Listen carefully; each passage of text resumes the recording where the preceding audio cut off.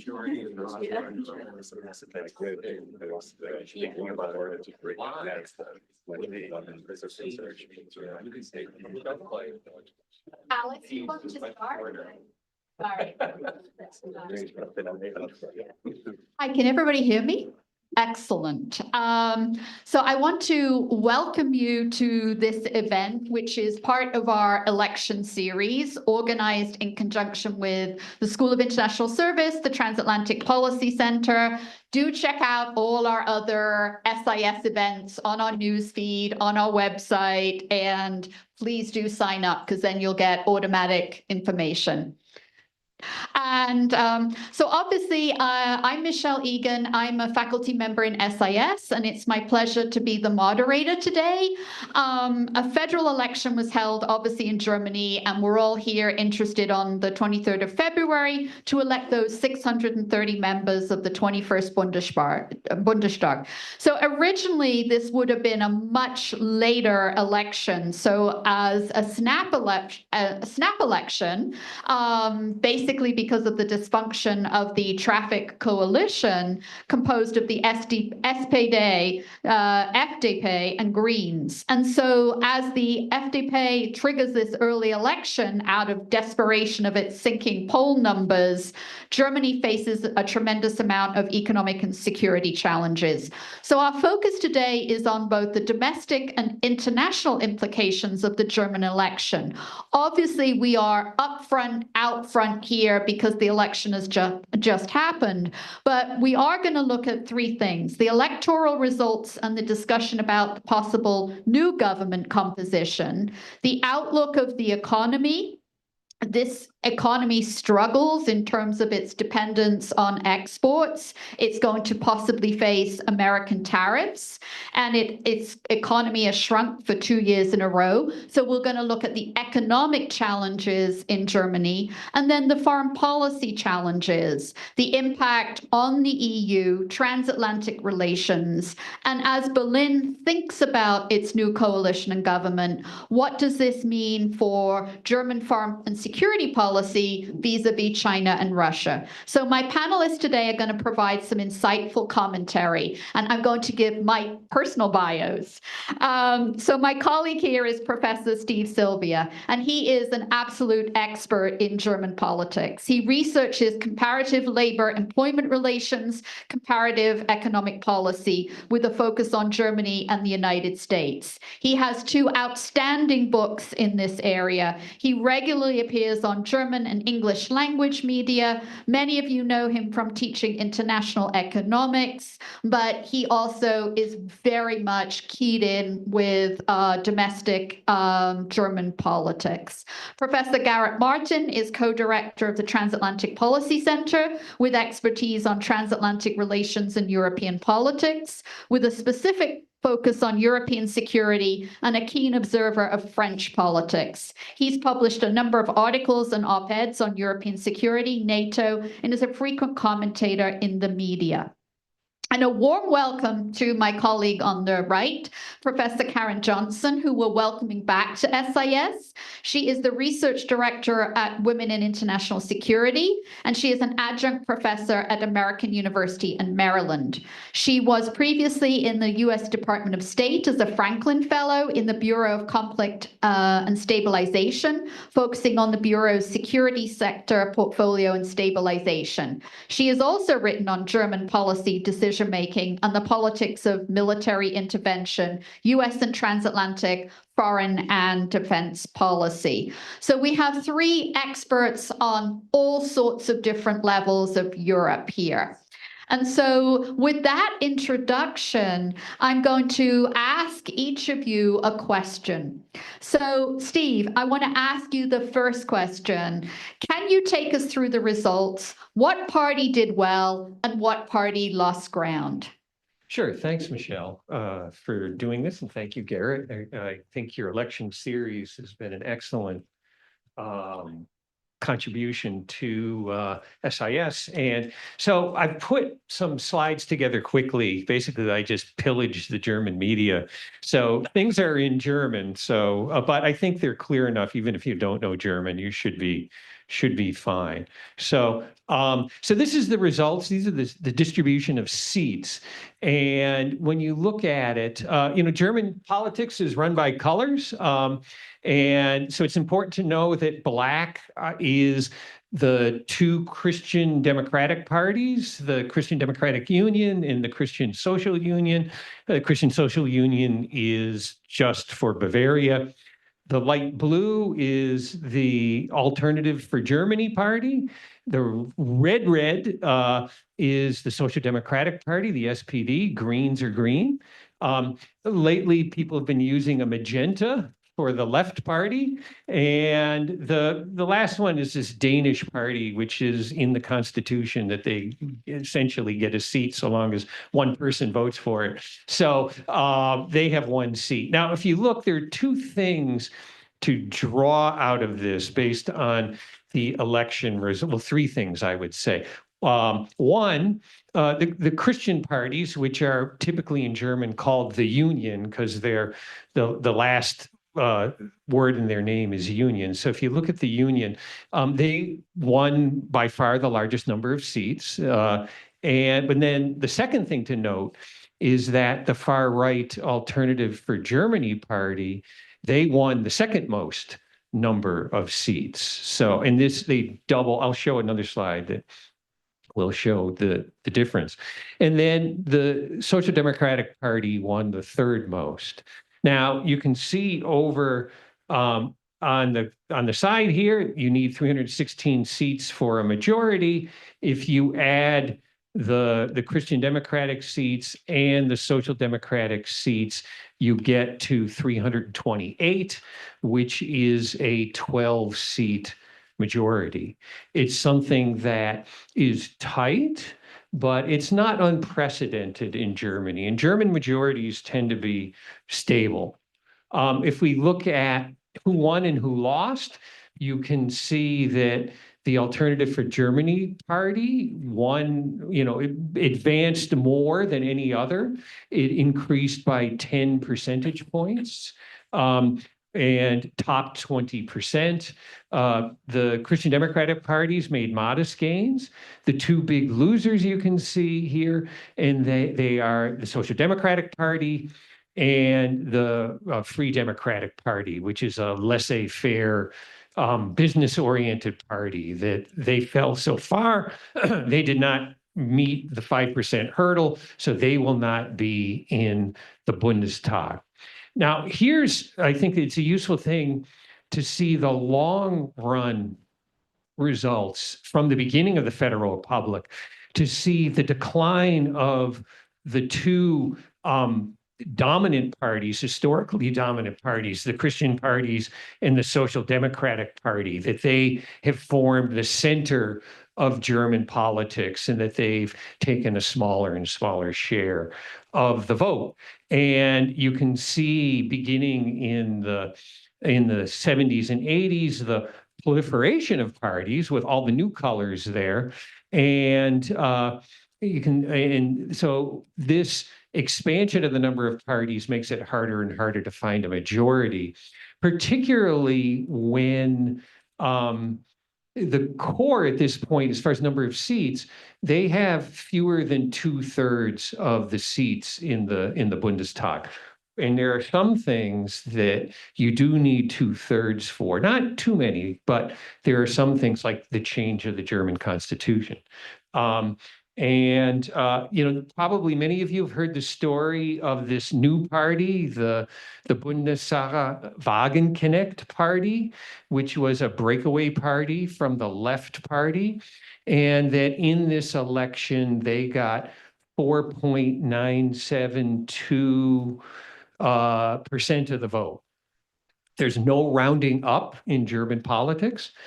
So it's not like professors rounding up grades. You have to get 5%, and they did not. So they got 2.46 million votes, and they fell a little over 73,000 votes short of getting to 5%.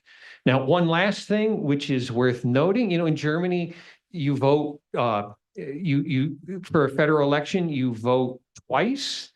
You vote once for a constituency seat, which is the way the United States or Great Britain works, where you have a member of the Bundestag, but then you vote for, you have a second vote, which is party preference, and it's just party preference. And that's the vote that's used to distribute the seats. But looking at the first vote can be instructive. And here is the results of the first vote for this election. And it is striking that I always use the metric for how is unification going on whether you can see East Germany. And this almost precisely defines the border of East Germany, that for that first vote, almost all of East Germany voted for the far-right party Alliance for Germany.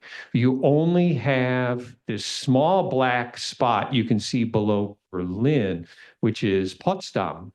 They voted for the Christian Democrats. Berlin is a different story. Berlin's blocked by this map. It's an interesting story. One thing, for the first time in Berlin, the left party, which is to the left of the Social Democrats, won the plurality of the votes for Berlin. So, and you do have a few, you have two districts voted for the Alliance, the Alternative for Germany in the West. One is easier to see than the other. So those are the basic results.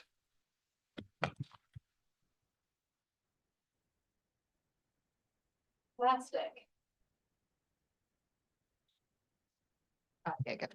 Fantastic. That's a great overview. So I'm going to ask Karen the next question, and then I'm going to have a question for Garrett. So right now, there's been this surge of anti-democratic populism across Europe.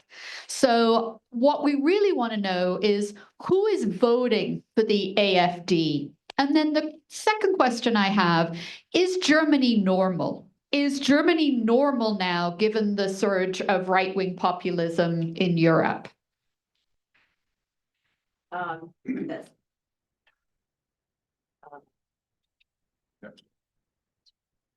Is it on? Yes, great. I think I'll start with the normal thing, because what's normal, right? For a very long time, German politics was defined by trying to understand what is normal in Germany. And so we can come back to that question in a minute.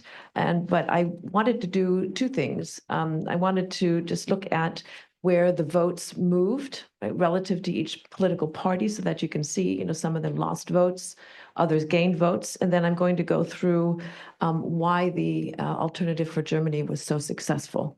So I'm going to share that with you. So in terms of the Social Democratic Party, they were big losers as well. They lost votes to all parties, primarily to the CDU, then to the AfD, to the left, and then to the Sarah Wagenknecht, the Alliance for Sarah Wagenknecht. So primarily to another sort of centrist party, but also to the AfD. The CDU, they gained, right, relative. Their losses were to the AfD, another sort of, we'll go through that in a minute. But mostly the gains were from the SPD and the FDP. And non-voters. There was a significant number of non-voters, and as just a week before the election, 20% of all Germans said that they had not yet decided who to vote for, which is 20% is pretty phenomenal, right? A week before an election. So we know sort of how difficult this was. And we can talk about that later. There are lots of other things that were happening on this side of the pond that, added a little bit of sort of activity and sort of spiking lots of different views about what was going to go on with them. The Greens, they lost some, but they basically only 3%. So relative to sort of the other declines, they lost some to the left, obviously, some to the CDU and Sarah Wagenknecht, but they gained some from the FDP and the non-voters. Again, the FDP lost to everyone. I don't know, we can talk about the FDP's future. I think that fundamentally, after the end of the Cold War, I don't think they ever were able to figure out what their what their role and their function was in the new party system, right? The fragmentation of political parties and party identity. I don't think they ever really found a foothold. And we can talk about that, but at any rate, they're gone for a while. And the AFD was, of course, the big winner with over 10 points. They gained non-voters from the Christian Democrats, from the FDP, from the Social Democrats, from the Linke, the left, and, from the Greens. They lost votes to Sarah Wagenknecht, but generally, right, they gained across the spectrum. And so there was a lot of movement, right? But you can see that the real question we have is, why was the AfD so successful? Why are people moving towards them? Why are they the second largest party in Germany now, which for many, many people was just simply unheard of? And I want to start with a story. My mother was German, so I grew up speaking German, and I was in Germany like 1991, maybe 92, 93 as well.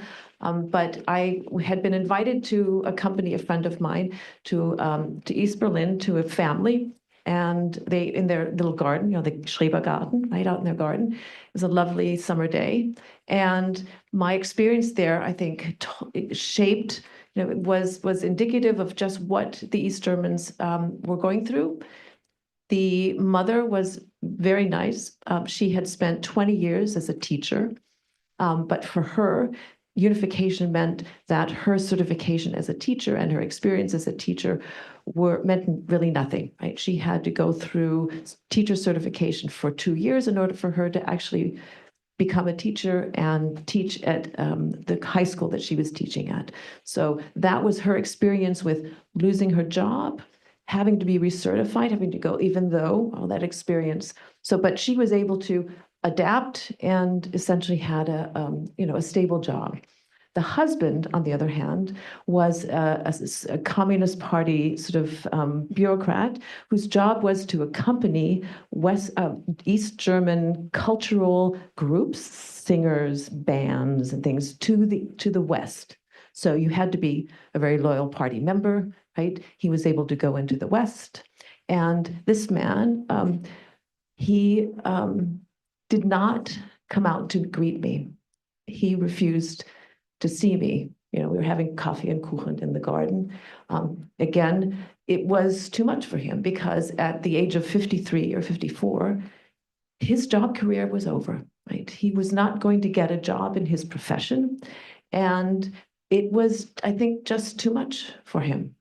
Their children were 8 or 9 at unification, and children are resilient, right? They had new friends, new teachers. They adapted really well. Everything was fine for them. But this is a story about these kind of experiences in East Germany of the children or some people who, fit in right away, right? They were young enough. Some people who were able to adapt, and others whose jobs, and whose futures were no longer, part of their self-conception of who they are. And so that's the story that I'm going to now share with you about a wonderful, I don't know if any of you speak German, there's a great podcast called The State of the Nation, Lage der Nation. And there was a wonderful podcast which conceptualized sort of through academic studies, right? They took out, the 3 studies that paint a picture for you of why Germans vote for the AfD. The first piece of the puzzle is the explanation of nativism and populism. So nativism, this horizontal division of in versus out, right? Fear of the foreigner. Populism means society is divided vertically. There's a defined sort of will of the people, right? And that will of the people should be fulfilled and implemented, but it's a homogenous society. So there's nativism as well as populism in this understanding of where what the people are feeling. But the populism is stronger in East Germany. And why is that? Because in East Germany, in the 40 years of their living in East Germany, they had no contact really with foreigners. There was some Vietnamese, in East Berlin, but they were essentially kept in a building, away from the general population. They didn't interact with the population, and they had some Cubans as well, right? But for the most part, the East Germans had no multicultural experiences like the West. So they're foreigners. The foreigners are different. Their foreigners are not us. And the second part of the puzzle is this sense of the populism and this fear of loss of status, right? So Germany had a constitutional patriotism, right? The basic law was their patriotism of a democratic state, a governance with their rights. The East Germans did not have that kind of democracy. The Germans had an East German regime that defined what that identity was, right? The will of the people was what the East German Communist Party said was the will of the people, right? And one of the experiences that the East Germans had was breaking that, was sort of this sense of corrupt sort of elite in when they rose up. And you may think that Reagan was to be credited with the ending of the Cold War, but it really was the people in East Germany as well that brought that resistance movement up. And when they said "Wir sind das Volk," we are the people, there was this sense of the identity of the people, but also this capacity for them to defy, a corrupt elite. And so this homogeneity also means that they were not foreigners. They were the sense of Germanness became part of that identity. But they also, again, with this fear of loss of status, this fear of losing your jobs. Every 2 million people out of 16 million people in Germany lost their jobs practically overnight in the first few years of reunification. That had an enormous impact. There's generational trauma with this. Children growing up with their parents and grandparents all have had some kind of existential experience of losing their job, losing their status, right? And that is very deeply ingrained. And so this fear of foreigners, right, of having no experience with foreigners or refugees, and then having them come into, as they did, integrating into all parts of Germany after 2015, when Germany accepted over 1 million refugees. This was this sense of having somebody take away something that is so, the perception is that of we're on the precipice, right? And if somebody takes that away from me, what am I going to do? So there are very strong such psychological and economic reasons why the AFD has taken, those themes and has run with it. And the AFD is very strong in the sense of, you can see, right, in the East Germans, this sense of that they're the ones who are talking to me about this. The third piece of the puzzle is this sense that the political system doesn't work for me. The political system that the East Germans has essentially was thrown into the garbage can, right? The West German system of governance with political parties was what they were given. And as you know, right, you are political science students, and about political parties, there's party identification, right? There's a sense of continuity, which is fragmenting. But in East Germany, there was no political identification necessarily with the West German parties. And so party variability, voting, the East Germans pick and choose. And with that comes this sense that they have been second-class citizens, right? Everything in they knew in their country was essentially pushed away for a new system of governance, of everything, right? And so for the third piece of the puzzle is the sense that there has been some way in which that they continue to be second-class citizens in their own country. And I'll give you, as one last sort of point on this, some polling data in the West. The increasing feelings of marginalization. When the East Germans respond to polls, they get a response as if they feel that they're a second-class citizen. So in Brandenburg, this is north of Berlin, 59% of respondents say, yes, I do feel as if I'm a second-class citizen. Among the AFD, it's 77%. In Saxony, 66 of general respondents of that question say yes. For the AFD voters in Saxony, it's 78%. In Thüringen, 70% feel that they are second-class citizens, but for the AFD in Thüringen, it's 86%. So you see this is a very complex sense of sort of generational experiences of a political system that they feel that they're still being marginalized in. Only 3% of the elite in Germany are drawn from the East Germans themselves, right? Only 3%. So this sense of not being represented, and then this sort of loss of status and fear of the foreigners and the other explains a lot about why the AFD is surging. And there doesn't seem to be, at least in terms of those people, experts researching them, any prospect for that not to continue, right? So it will be a permanent party in the German political system, and we'll just have to see how the Germans then will react to it. At the moment, there's enough, I guess, votes for an SPD-CDU coalition. That's going to start next week. Mounts apparently wants this to go very quickly, but it's not what people necessarily voted for, right?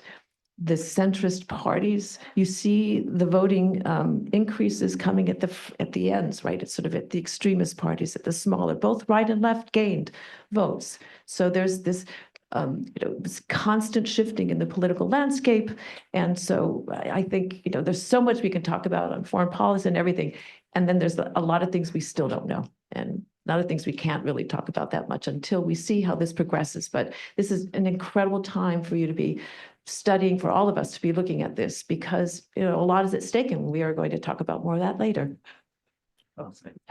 I'm going to ask you a very quick question, and it's on the fly. Okay, I could do that to my friends. So I'm looking at this, and then I'm going to come to Steve. I'm looking at this, Garrett, and you teach comparative politics all over Europe. And Karen's just talked about the politics of grievance, but we also see a decline of centrist parties, mainstream parties.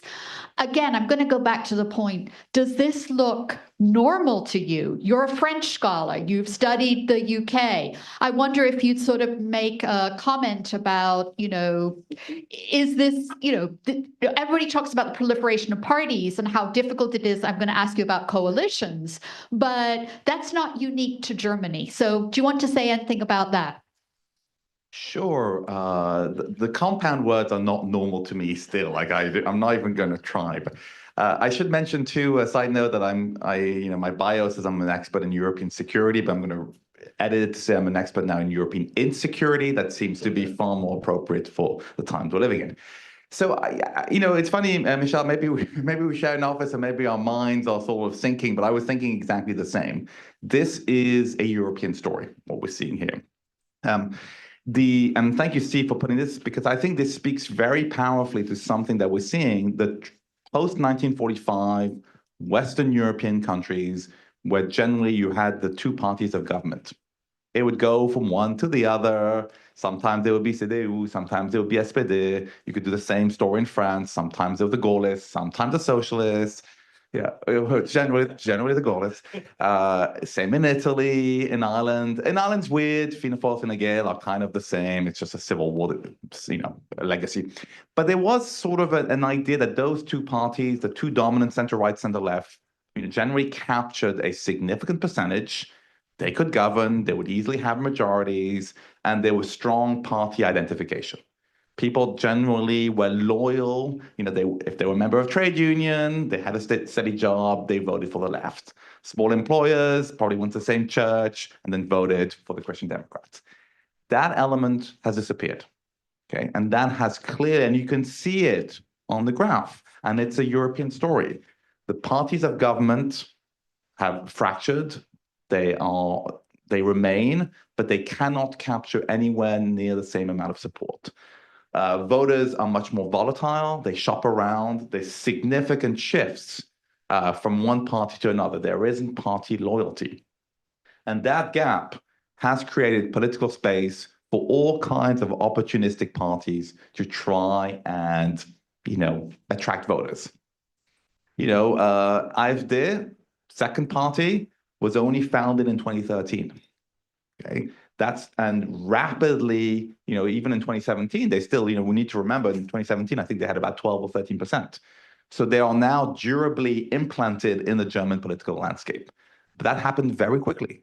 Sarah Wagenknecht, I'm pronouncing it terribly, I apologize to her, but was only founded this year. To even get close to 5% is surprising. And we see that picture all across Europe.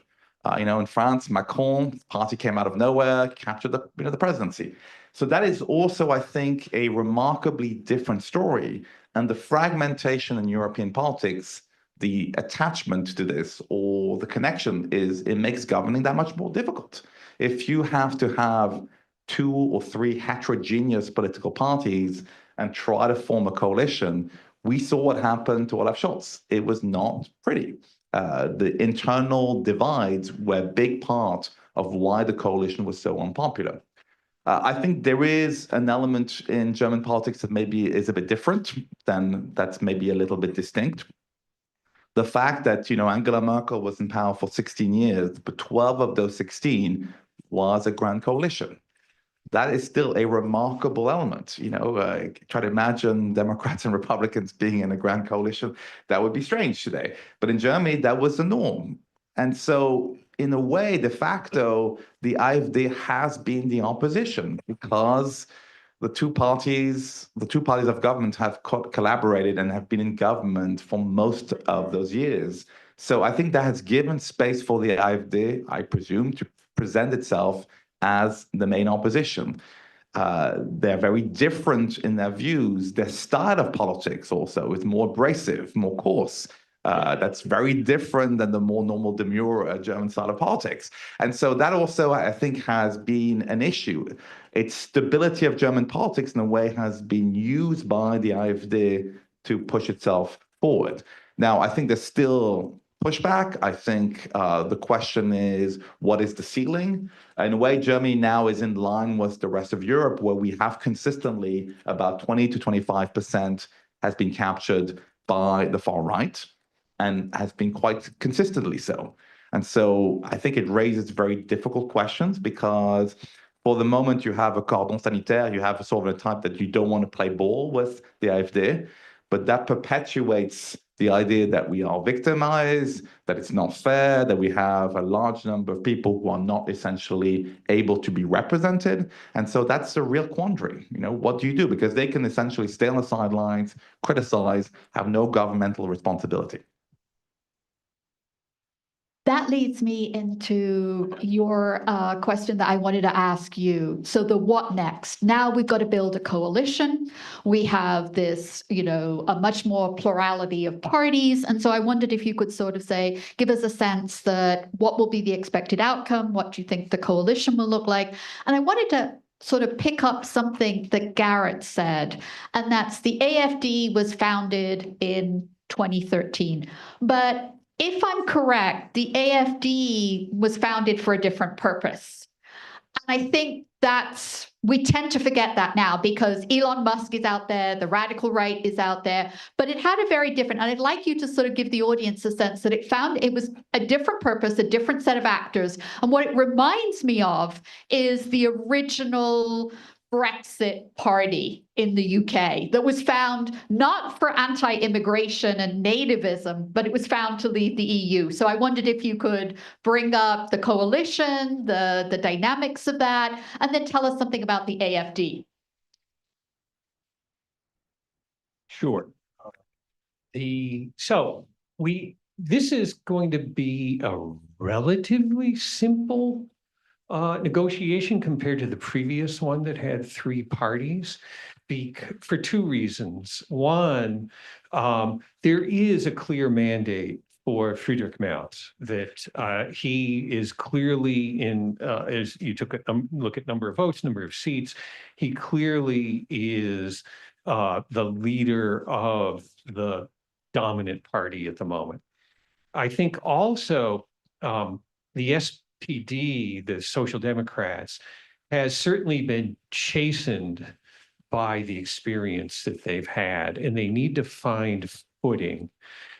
So there, there will be, at the same time, the SPD trying to figure itself out while it's in the middle of these negotiations, which is a bit of a challenge.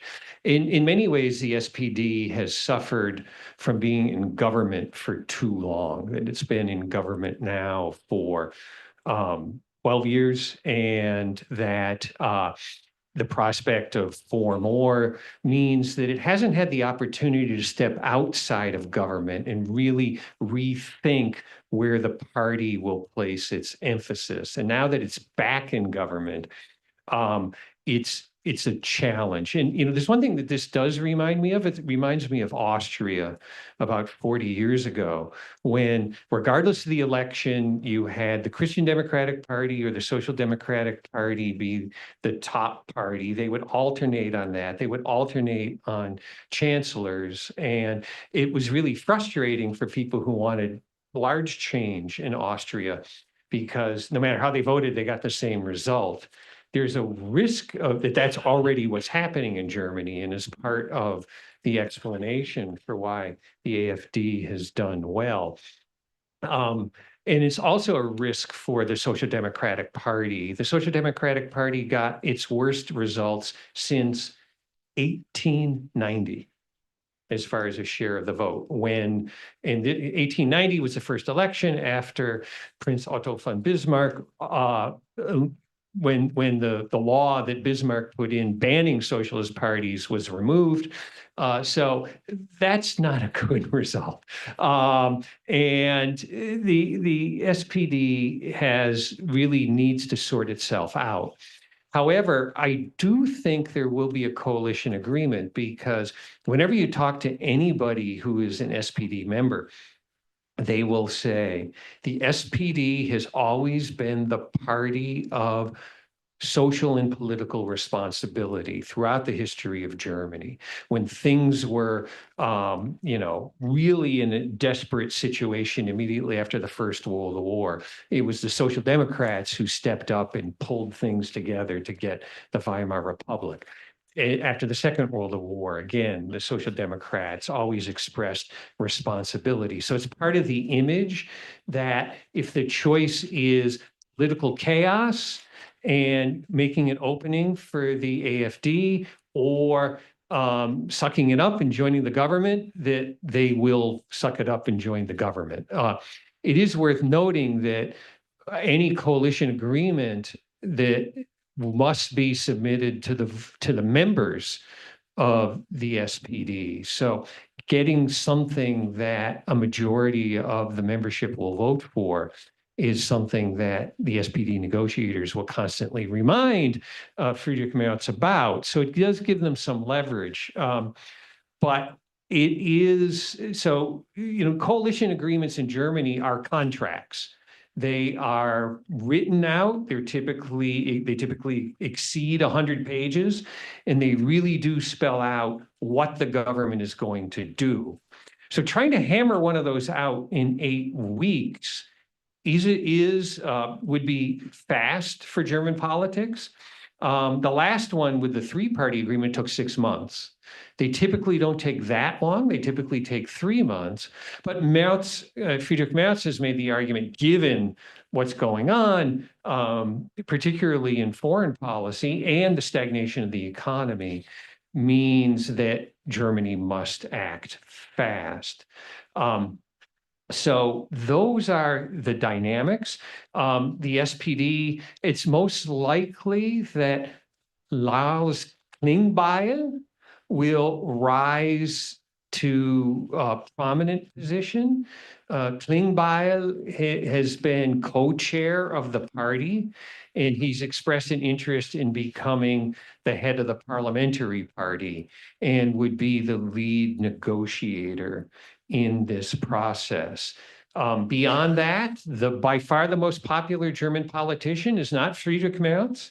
It is Boris Pistorius, the defense minister. I think he'll likely keep that role. And we'll see as the negotiations continue, because the negotiations are about two things. One, what is going to be the program of the government, and who gets what ministry? And those things happen simultaneously, and there are trade-offs between them. So that's what we're likely to see in coming weeks.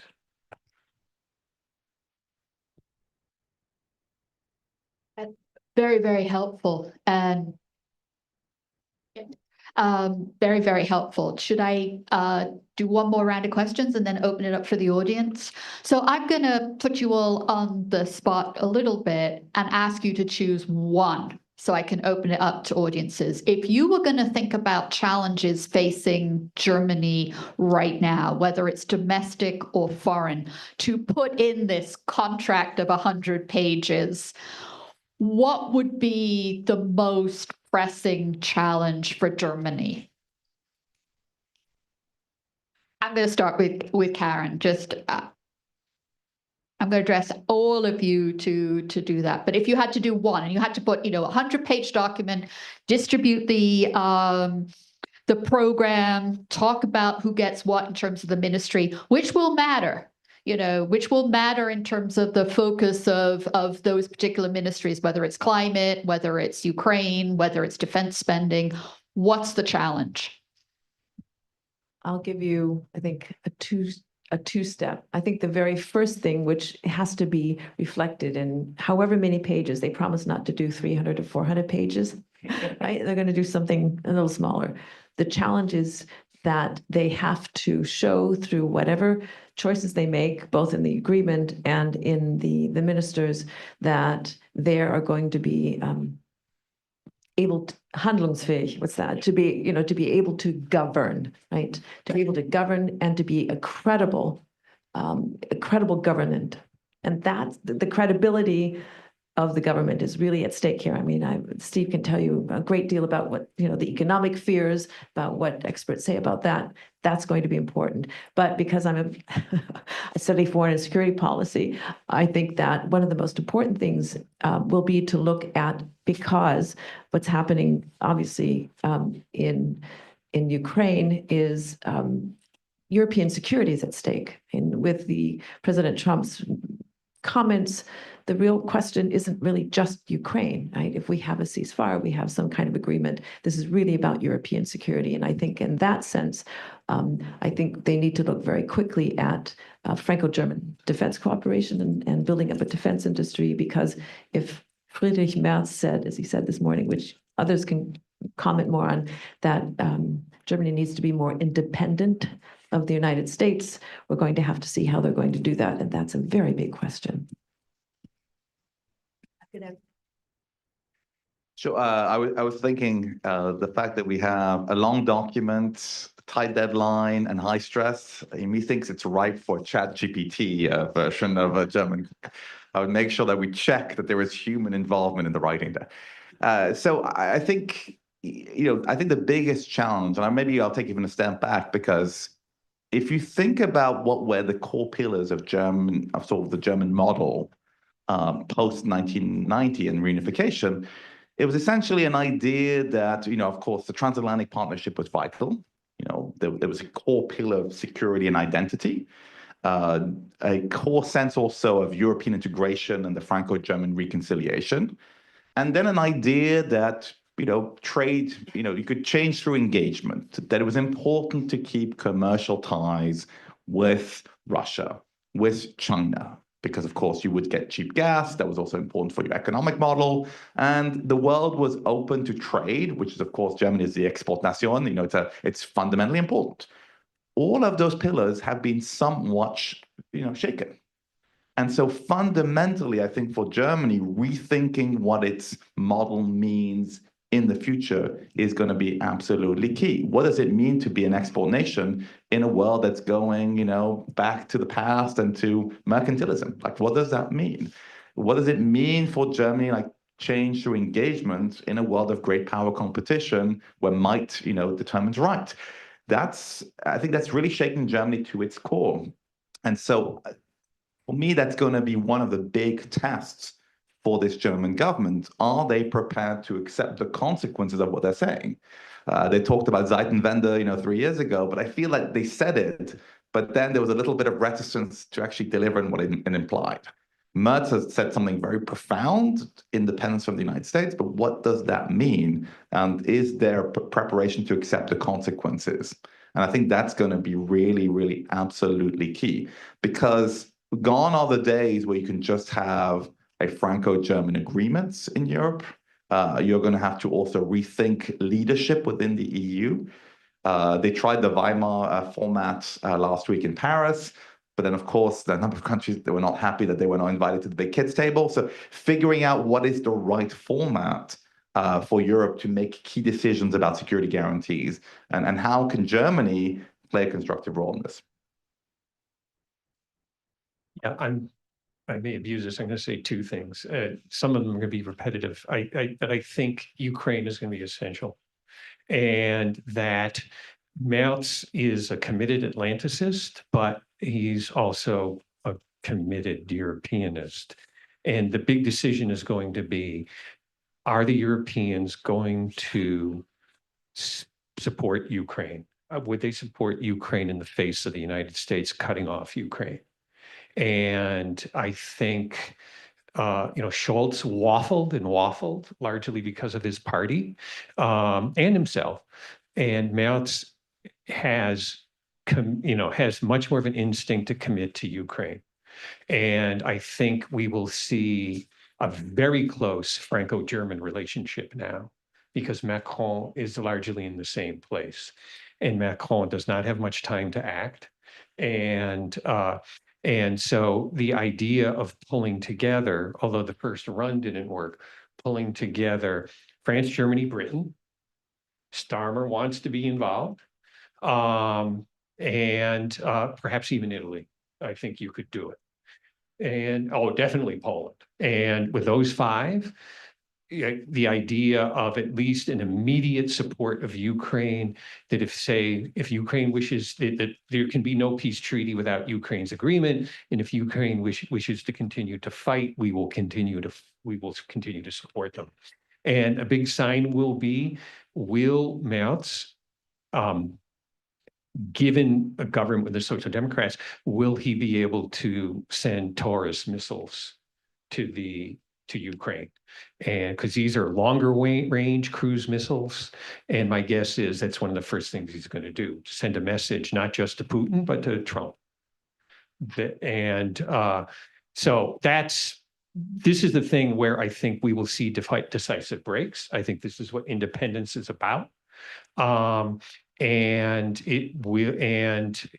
I won't go into the United States undercutting an enviable position that it's had for decades, being able to call the shots in Europe because it paid for security. The US is throwing that away. And I think the big question in the long run is, can the Europeans really build an autonomous security apparatus? That's a wide open question, and by no means certain. The other thing, of course, has been the German economy. That the German economy has stagnated for 2 years. The signs of the problems date back much, much further. I wrote an article about 40th anniversary of German unification, calling it about the economy, calling it a silver age, that it was not a golden age. And one of the things that one saw for many years is the absence of investment.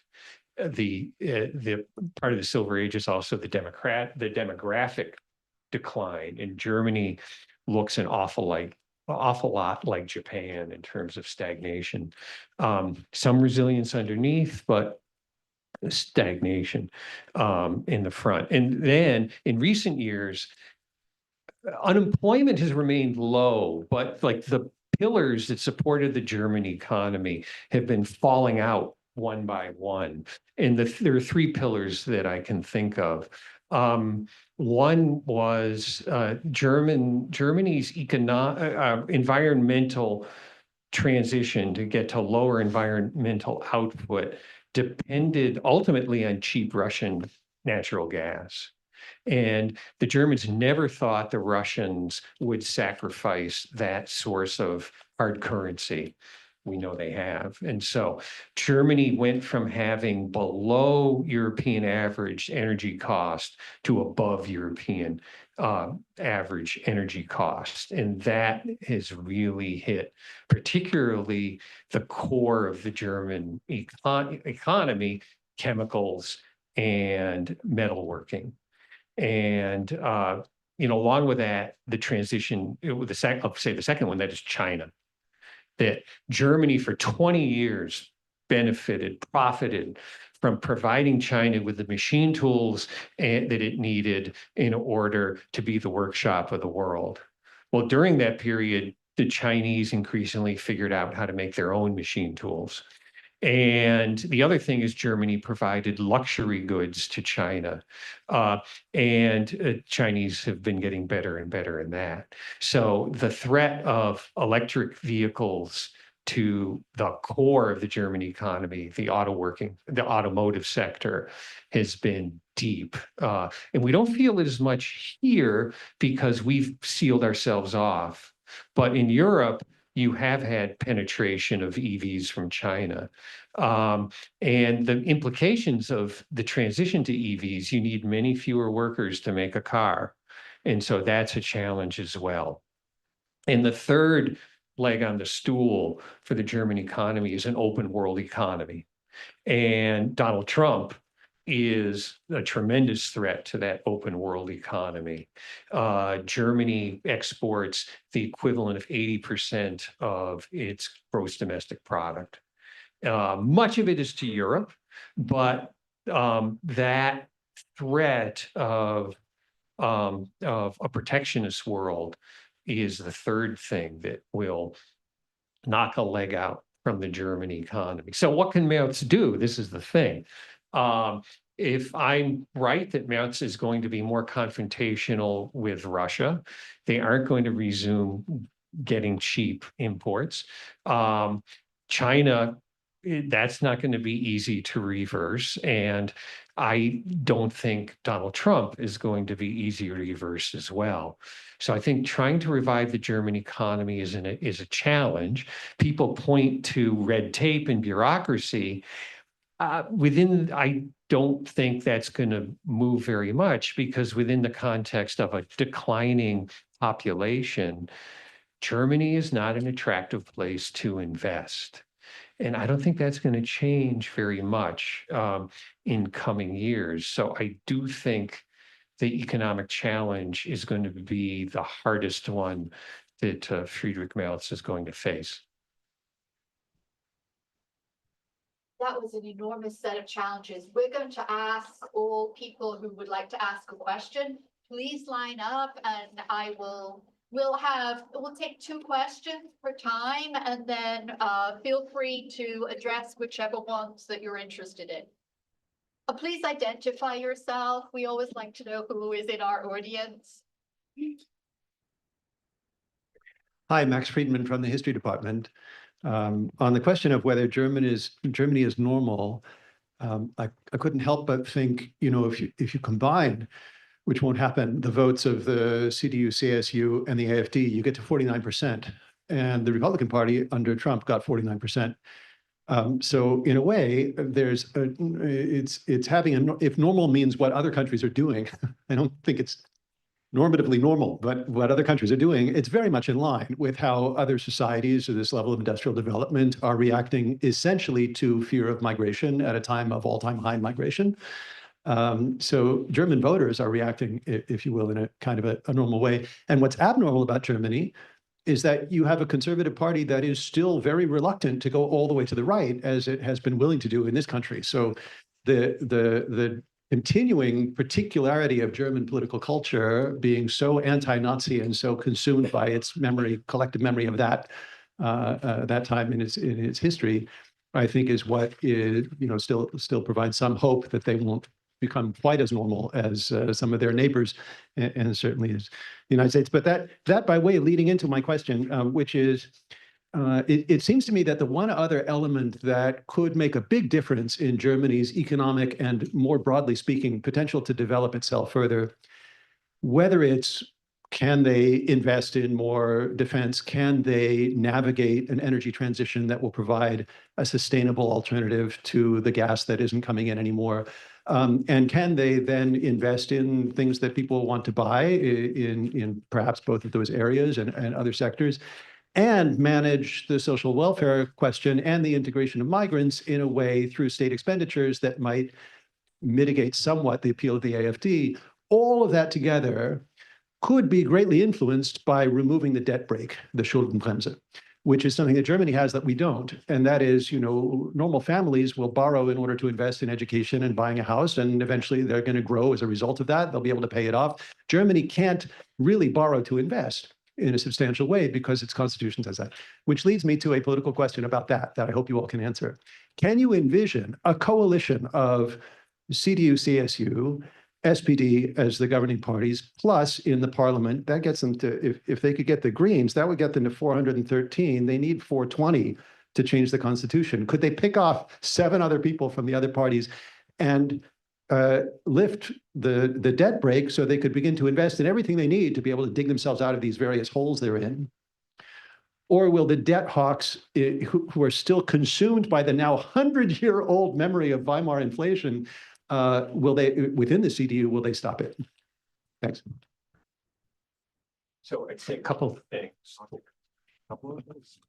Well, I'll take this. So, yeah, that, on one way that Germany, just in following what I said, one way that Germany can give an immediate bump to its economy is defense spending. And so that is likely to happen. Part of the question, so Germany about 10 years ago, it changed its constitution, put in a balanced budget amendment that we would call in the United States, and they call it a debt brake. It sets a cap on deficit spending. So there's a couple of ways to skin the cat to get around that. One would be to, well, yes, we have this language in the Constitution, but we can define things being off budget or emergencies.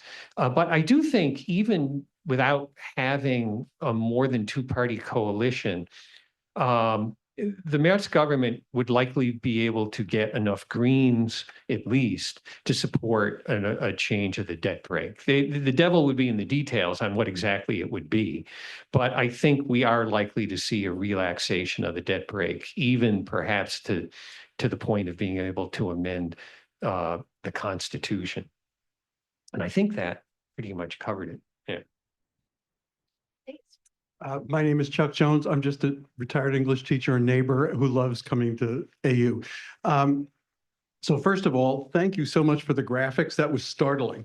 And the one that really struck me was the map of Germany and all the blue AfD in East Germany.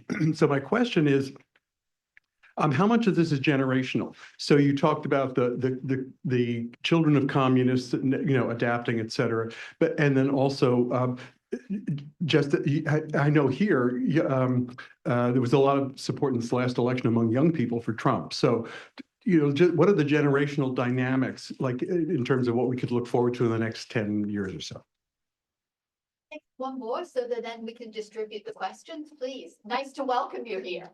Hello, I'm Henry. I'm a graduate student here in U.S. Foreign Policy program. I'm curious, what things are the old establishment parties likely to change to try and revitalize support now that they've sort of been beaten down? Thank you.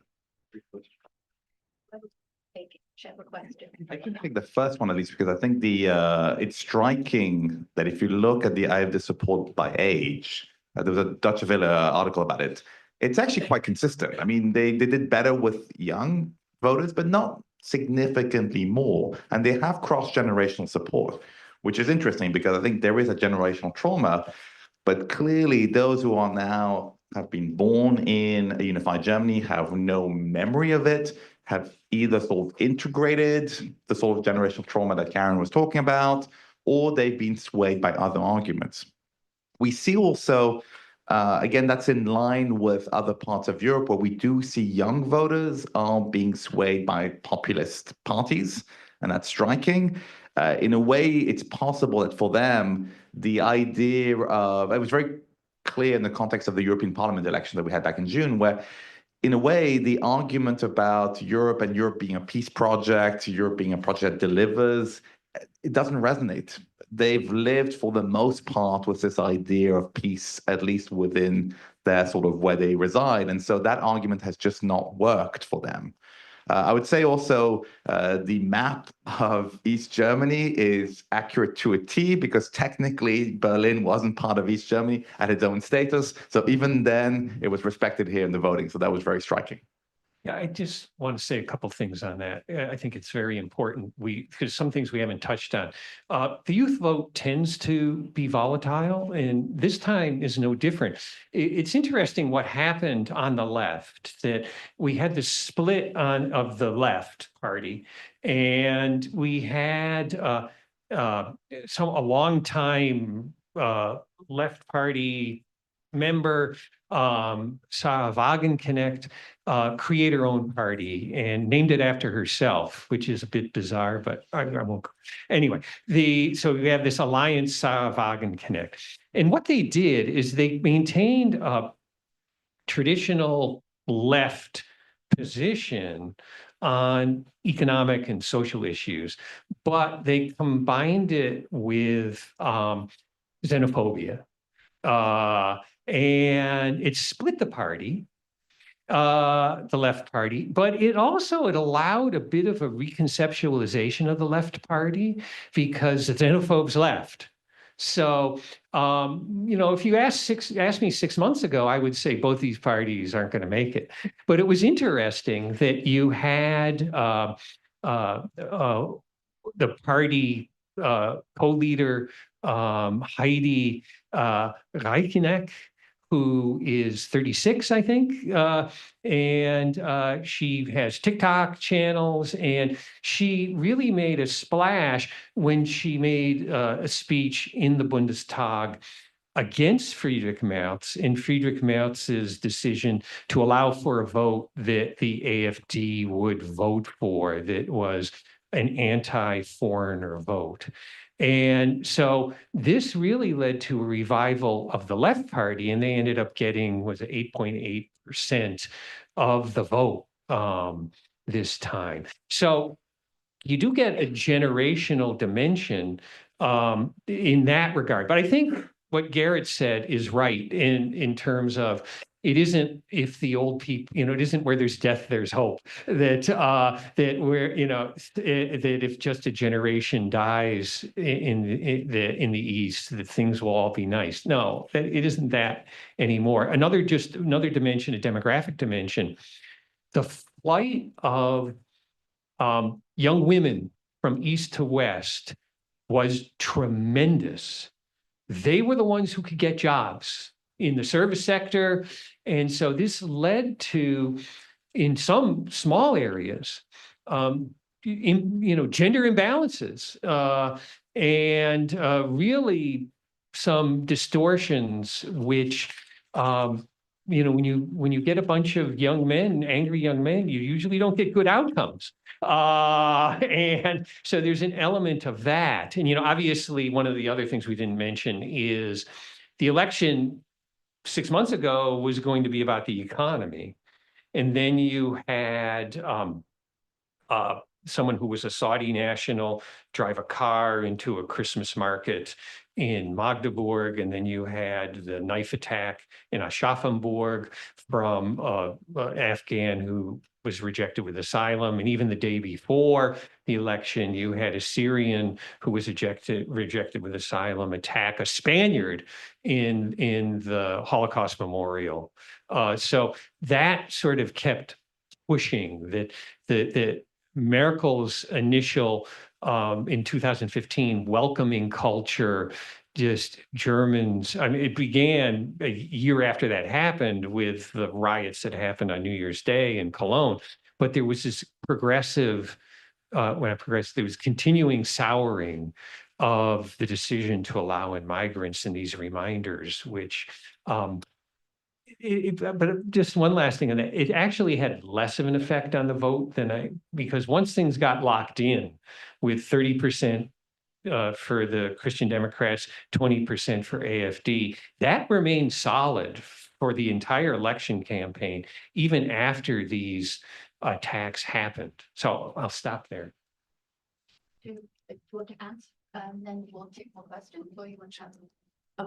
One of the second question I can ask is, what's going to change? That's a really interesting question. One of the things that what we do know is that there will be the two top issues for all German voters was the economy and immigration. So you'll see shifts in that. I think you will find that Mautz will be different, will be much more aggressive in immigration. The debt brake is going to have to come. I mean, there's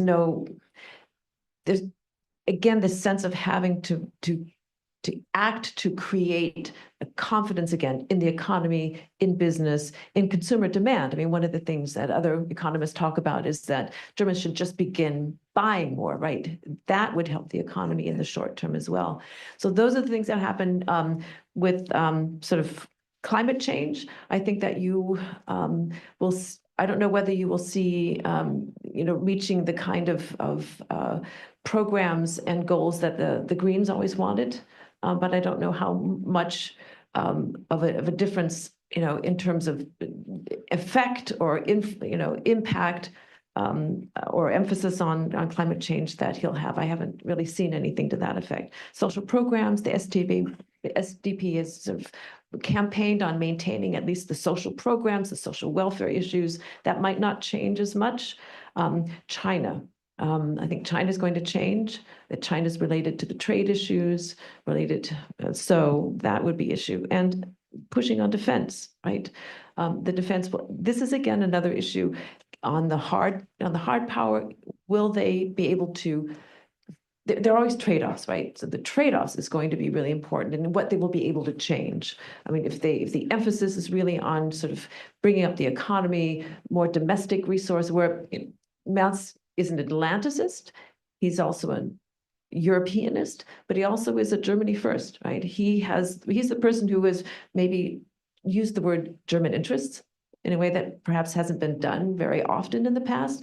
That's maybe uncomfortable for some people, but it is definitely something that Mautz is going to talk about. So what are German interests? And that may mean that he can be sort of Europeanist in the sense of supporting European integration, but he's not going to do any strategic autonomy. He's not going to move to completely integrate on certain issues like perhaps certain aspects of defense, right? There will be ways in which there'll have to be trade-offs. And so it's a really open question of but definitely economy, definitely immigration will see changes.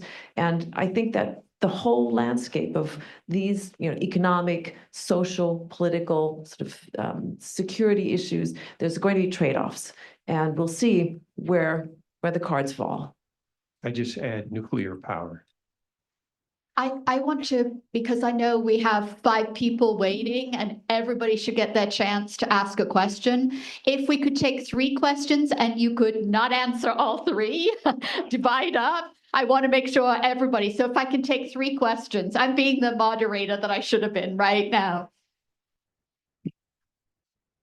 Hi, my name is Swara. I'm a recent SAS graduate. I just want to say, first of all, thank you for hosting this event. It was really informative. My question has to do a little bit more with the foreign policy defense side of things. So considering that the chancellor talked about kind of making sure to go away from being more security dependent on the US, what would that mean for the American military bases in Germany? I mean, would they not be affected and their, I guess, existence is more long-term, or would that might change anytime soon? I'm a community member. I live in the neighborhood, and I'm very grateful for the opportunity to be here. If the Trump administration is capsizing NATO, which seems to be the case, then one of the things that's being capsized is extended nuclear deterrence for Europe. So I wanted to ask, please, how are German leaders likely to look at that issue as a new, more European autonomous security entity is built? And specifically, is there a lobby anywhere in Germany for Germany itself to become a nuclear power? Obviously, we have France and the UK with tiny nuclear. And I guess, is there any chance whatsoever that Germany could become a nuclear power, could decide to do so? Thank you. Go and ask a question, then you take whichever ones you want. This was a really informative conversation. I've had an awesome time. My name is Cole. I'm also a recent graduate.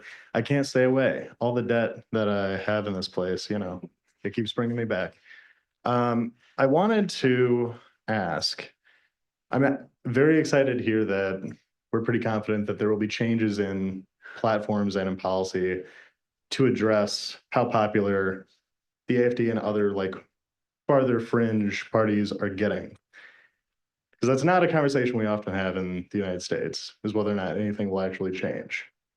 I was curious though, let's say that this new coalition does not address them properly, it continues to stagnate the economy, and that social unrest continues to grow, especially like this global trend that we see of nationalism, of populism and nativism, this anti-elite strain of politics that we see. Is there a situation that you see as a pretty possible scenario where the AfD actually gains much more in the future and becomes a more prominent player in the party? In fact, could, you know, we used to have the, what is it, the firewall or the Brenda Vor, or like, right, I forget, but I'll just say, that historically was a strategy that people used when dealing with the AfD or not dealing with them. In the future, they gain more. Could that, that won't be possible. And I'm curious to see what are the implications of a more far-right Germany as a successor to the coalition that we see now? Like, what does that look like? Steve, you want to address that one first, and then we'll go to the security, deterrence, and nuclear ones. Is that all right? Sure, I'm going to throw something new in this and is part of the answer to that. And that is intervention by Americans in the German election. And many of you know Elon Musk intervened multiple times in J.D. Vance's statement. One thing I should say, Americans have been intervening in European elections since the Second World War.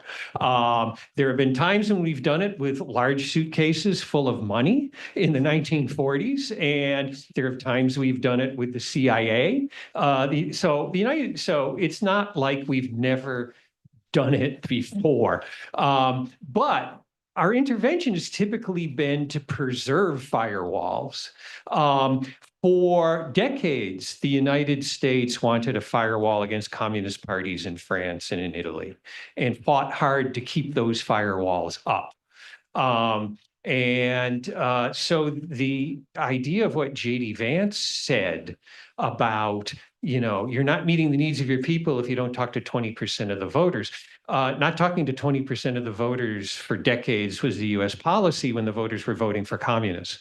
So that's nothing new as a policy, and it was critics of America who criticized it. So I'll just say one other thing.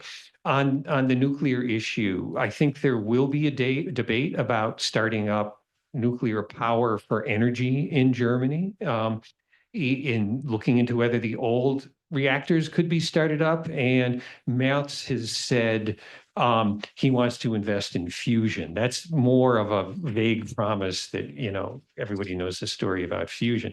The question of Germany, I don't think German politics are at a place where Germany would develop its own nuclear weapons. It's very unlikely. Whether Germany would support the development of a European nuclear force is a completely different story. And yeah, Garrett may say something to that. Just one last thing, Merz they always have this round after the election where they interview party leaders in Germany. And Merz said the reason why the AfD has succeeded is because the Scholz government was not able to address the problems of Germany. The only way that we can knock back the AfD is to address those problems. It's a great thing to say on day one. And I think in particular, the economy will be the hardest challenge to put impulse into it. And as I said, the only thing I can see is defense spending as a stimulus for the economy. And I'll just stop there. I'll just say a few things. I mean, one is, it'd be very hard, of course, to imagine a scenario where the AfD would have 50% plus, because that I think that's only happened once in the history of post-1945, 1949, sorry. It would still be a shock if the AfD is first, if they are the biggest vote getter, and others don't want to play ball, because again, will that appear anti-democratic that they're not given a chance to govern? If we get to that point, it happened in Thuringia, I believe, where they had the highest number of seats, but nobody wanted to play ball with them. That raises, difficult questions. I'm concerned. I hope that doesn't happen, but I'm concerned if the Merz government tries to do basically adopt the language of the AfD, but not quite as bad, because that we've seen in other countries, the normalization of these ideas, voters tend to prefer the original to the copy. So that's a concern. On the bases, I mean, Pete Hegseth and company want to seemingly take American troops back. So whatever the Germans want to do here, my concern is more that we're going to have sort of Europe Command be sort of emptied out and redirected in other parts of the world. And I think that's going to happen regardless of what the Germans want. And on nuclear weapons, the two things. The subtlety is really the guardrails around arms control are already fraying. There are very few of these important Cold War arms control agreements left. Next year, a new start is supposed to expire. The odds of it being, the odds of it being renewed now that Trump and Putin are best friends maybe have gone up. But I think that element will also play a part. If there's a sense that the guardrails around nuclear countries are, being dismantled, there are a number of countries, and I think Germany might be, that really can become threshold nuclear state. They may not weaponize, but they have the know-how, they have the brain power, and I think that's a concern. There are, and we see that also, I think, in East Asia, there are countries that are thinking about it, and that's a concern, because I don't think we want to be in a situation where we have about 9 nuclear weapon states today between the official and the non-official, and I don't know if we want to really increase that number significantly.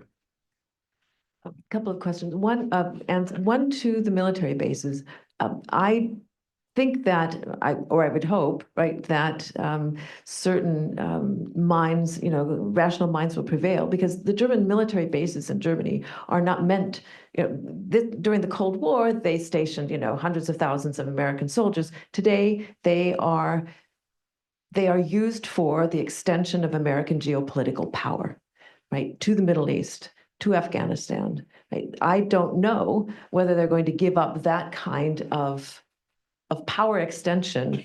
But I don't know, who knows? Maybe the Germans don't want them anymore. But I would think that they serve a different function today, those military bases. And I don't know whether the United States government or the US, the Pentagon is willing to give that up. That's one thing. The second thing is that with regard to what happens to the AfD if they become the largest party, I do want to say that some people may not know, and I think it's really important in terms of what Vice President Vance said about free speech, right? There's accusations about, not paying attention to, free speech or, democratic values or something like that. In Germany, as you probably know or may not know, there is a federal office for the protection of the Constitution, right? It is constitutionally, parties and citizens and the government are constitutionally obligated to maintain the democratic system of governance and democratic rights in the country. And so in that, one of the goals, you know, and the raison d'etre of this office is to monitor extremism, right? It's essentially the German intelligence services, but it has an internal and external functions. So externally, it's basically sort of like the CIA, right? Foreign intelligence. They do all, again, constitutionally mandated to monitor extremism within that country. And so they do have reports that lay out both sort of extremism on the left and on the right. And there is a legal process by which they have at monitoring political parties where the AFD is essentially being legally charged with the first, what is it? The first, there are 3 stages or 3 levels in which they're being monitored officially, legally being monitored as potentially something that is, you know, a threat to the democratic, the democratic system of governance. The next step is that they are being set like on guard, or that they are sort of on notice, right?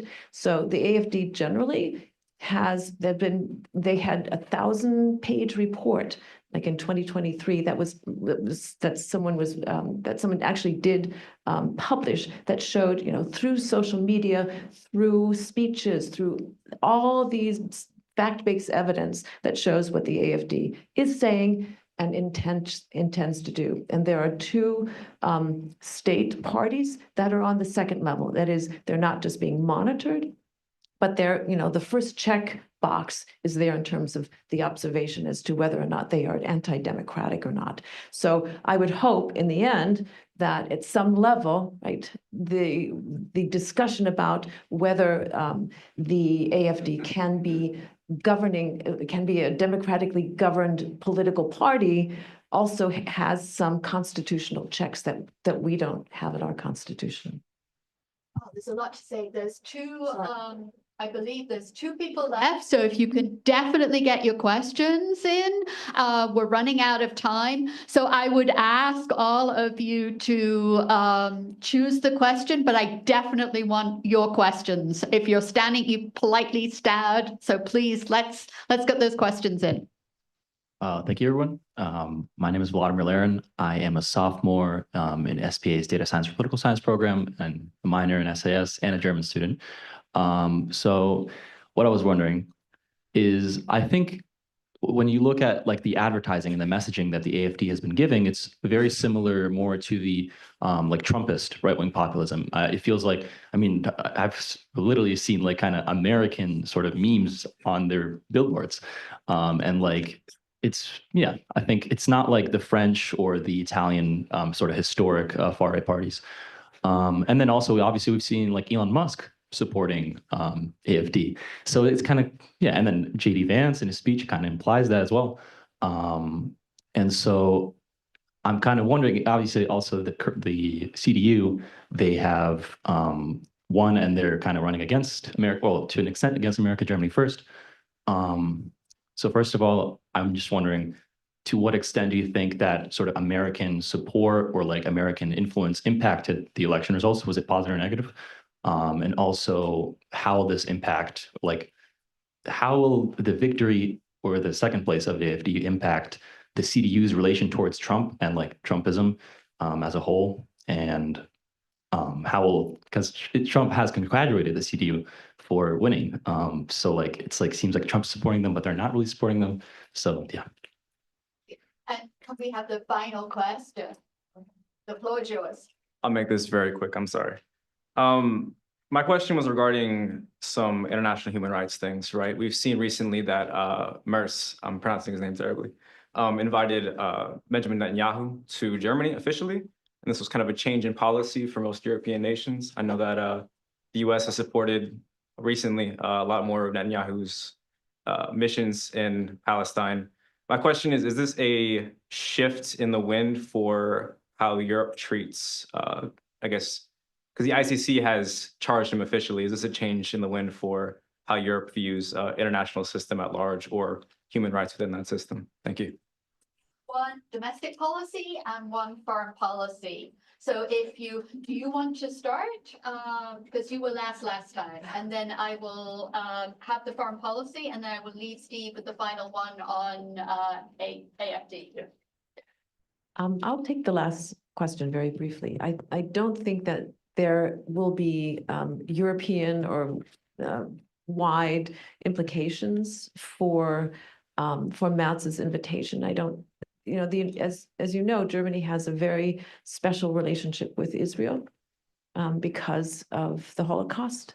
And so I think that that was probably in keeping also with the CDU's traditional, and Germany's parties, relationship with Israel as a consequence of their, historic responsibility. So this is something I think that has largely to do with German, positions and longstanding relationship with Israel. But you're right to flag that because obviously they do have a lot of as you know, the attacks and many of the refugees and asylum seekers were from Muslim countries. And it's an issue, but I think that the gesture was not something that you'll see having any larger consequences in Europe. Well, two quick things. I think one on the on the ICC, it's a difficult subject because we saw when Putin went to Mongolia also the signatory of the ICC, and arresting a head of state is not an easy element to do. So we shall see. I think on the question of the U.S. role, I think what's really striking so far is in Trump 1 didn't like the EU, but it was generally a blanket, I don't like you, I'm going to tariff you, I'm going to call you a foe. Here we see a different game where it really seems to be cultivating a sort of internationalist of far-right populist movements. And we've seen these networks have happened over the years, especially between CPAC and Orban. We've seen that happen progressively over the last few years. We see that playing out with Elon Musk, which is quite striking. They're not just being anti-EU, they're also seemingly trying to divide it from the inside and trying to find like-minded allies. The interesting question is, how are those far-right parties going to react? Because you could think, yes, okay, they're far right, but I think when it comes to foreign policy, sometimes nationality trumps ideology. The Polish far right was not pro-Russia for some strange reason. History and geography mattered.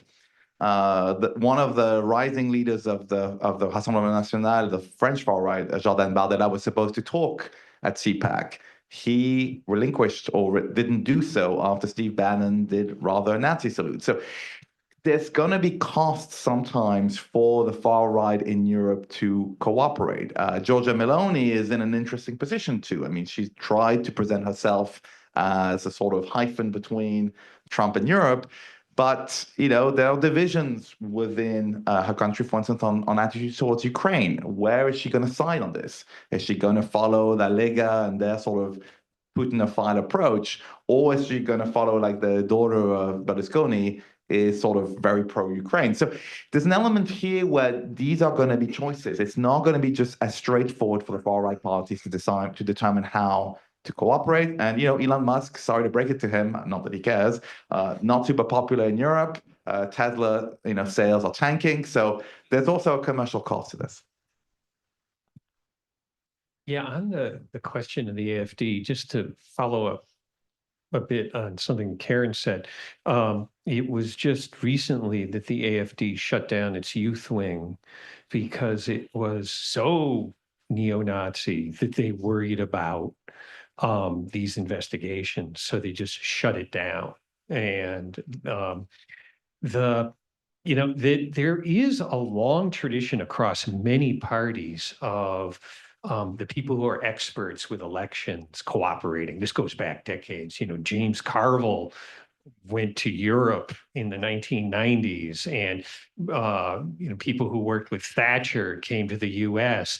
And so this is, on the one hand, has been the case for some time, this sort of cooperation. One thing that I would say that is different is the far right cooperation has become particularly built out, in particularly around Steve Bannon, that there's been this strong network of far right cooperation. And there's also just one thing, that there are definitely dog whistles, and even whistles that we can hear that happened during the campaign. For example, there was a slogan that one section of the AfD was using, which was "Alles für Deutschland," which is everything for Germany, which was the slogan of the SA, the stormtroopers who backed Hitler before he came into power. And then they did this like sort of really bizarre wink at it, which is more contemporary sensibilities, where their slogan during the campaign was "Alles für Deutschland." The head of the head party candidate, her first name was Alice. So, so they do stuff like that. Ultimately, it was also interesting the way Alice Weidel was begging to be brought into a coalition with the Christian Democrats openly, and being refused. It's something that, that if things grow, it'll be interesting to see if they become the lead party, as recently happened in Austria. The far right party got the plurality of the vote. I still think you'd have something like you had in Austria, which was it wasn't automatic that the traditional Conservative Party formed a coalition with them. They had resisted, then they were going to do it. Now they're not, and now it's not clear that it would not be automatic, but it certainly is something that could happen. And so one, regardless of one's political stripe, I would say that the success of this government in tackling some of these larger problems, in particular immigration and the economy, are something that one can hope for if one wants to see more center parties hold sway in Germany in the future. Thank you. I want to thank you all for coming out. Oh, there it is. Thank you all for coming here today. The fact that you all stayed and asked a lot of questions. The other thing I want to point out in thanking Dr. Johnson, Dr. Sylvia, and Dr. Martin is we covered law, history, politics, and economics. And we thought this was just going to be about the German elections. So I think your questions were fantastic. I would encourage you to come to our other events. And please give a round of applause for fabulous commentary.